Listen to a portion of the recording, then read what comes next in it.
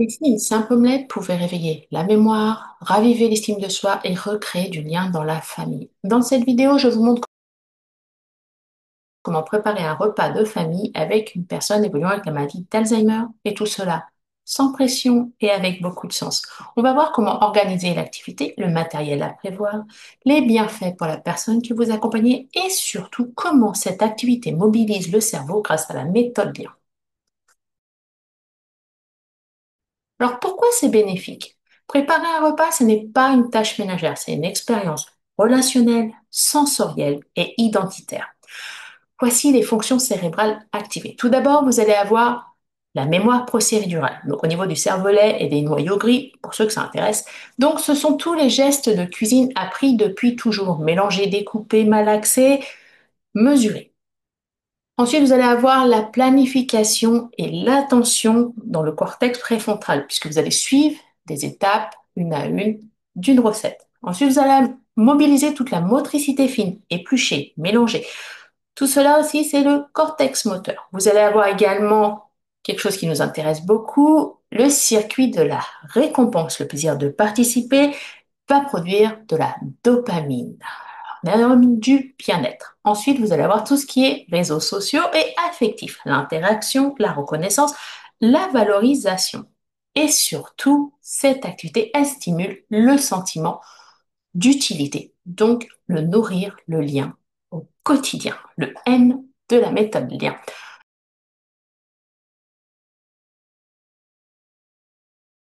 Alors, de quoi allez-vous avoir besoin? Tout d'abord, encore et toujours, vous préparez l'environnement avant de proposer l'activité. Plus l'espace est clair, plus l'activité sera fluide.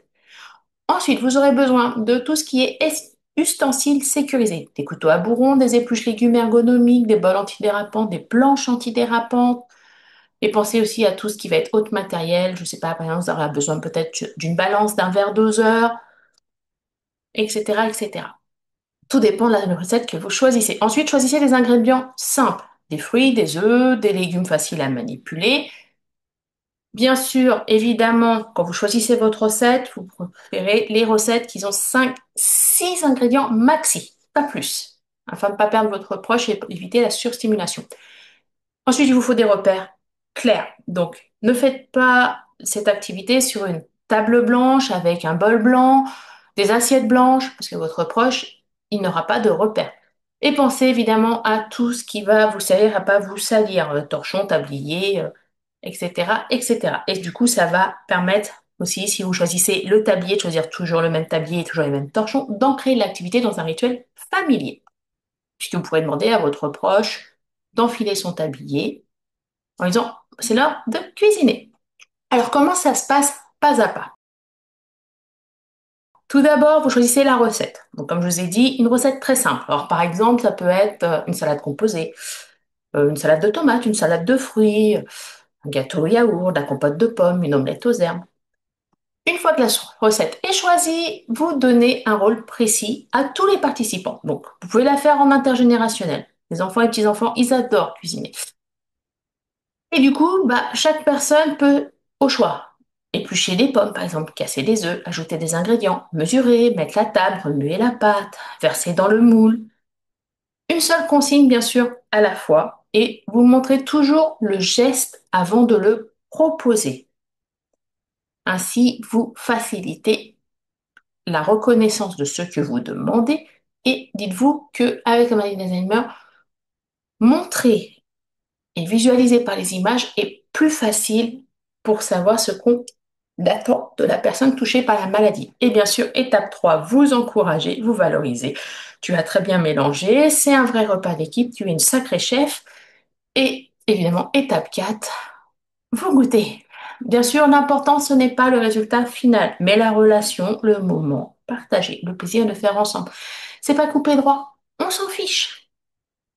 Le gâteau, il est bombé d'un côté, on s'en fiche. L'important, c'est le moment de lien que vous allez avoir partagé. Donc vous allez me dire, mais la méthode bien dans tout ça, elle sert à quoi? Eh bien, tout d'abord, le L, la liberté d'agir à son rythme. La personne choisit ce qu'elle veut faire sans contrainte. Elle peut simplement observer ou intervenir ponctuellement.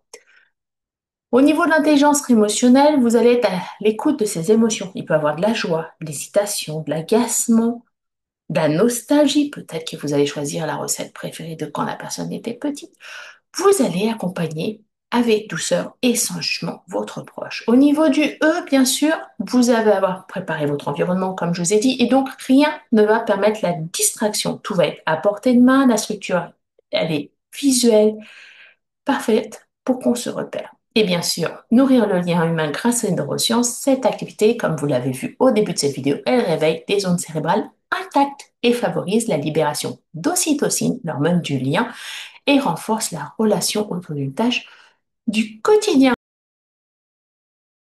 Alors, quelques idées de petites variantes. Vous pouvez aussi organiser un repas à thème, par exemple un repas italien, des crêpes bretonnes, un pique-nique à l'intérieur.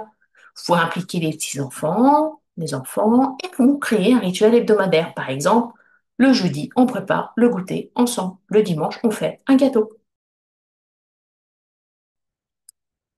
Alors, en conclusion, préparer un repas ensemble, c'est bien plus que cuisiner. C'est stimuler le cerveau, raviver des souvenirs positifs et surtout se reconnecter autrement à la personne qu'on aime. Abonnez-vous si vous voulez d'autres idées d'activités toujours intégrées à la méthode lien.